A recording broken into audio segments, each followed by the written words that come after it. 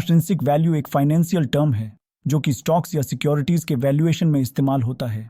ये एक एस्टीमेट है कि एक एसेट या इन्वेस्टमेंट का असली इंट्रिंसिक या फेयर वैल्यू क्या है, जिसमें उसकी फ्यूचर अर्निंग्स ग्रोथ, पोटेंशियल और रिस्क फैक्टर्स को कंसीडर किया जाता है।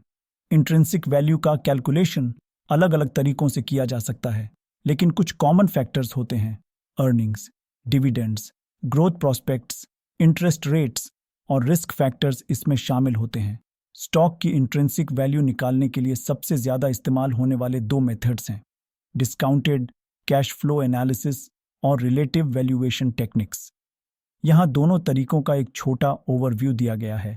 Discounted cash flow analysis DCF, step by step calculations.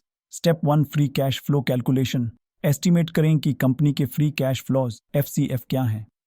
Free cash flows represent करते हैं कि कंपनी कितना कैश जनरेट करती है कैपिटल एक्सपेंडिचर के बाद। Step 2, discount rate.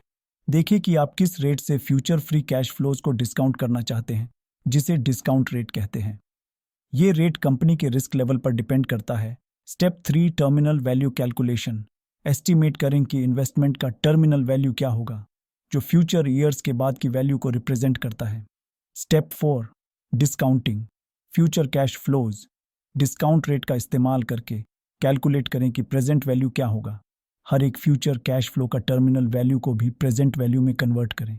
Step 5, at present values add करें सभी प्रेजेंट वैल्यू को और सब्ट्रैक्ट करें टर्मिनल वैल्यू का प्रेजेंट वैल्यू। इससे मिलता है इंट्रिंसिक वैल्यू।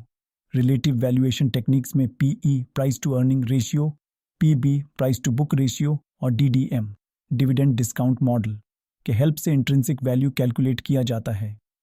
ध्यान रहे कि इंट्रिंसिक वैल्यू कैलकुलेट करना सब्जेक्टिव होता है और अलग अलग एनालिस्ट्स अलग तरीकों से इसे कैलकुलेट करते हैं। ये सिर्फ एक एस्टीमेट है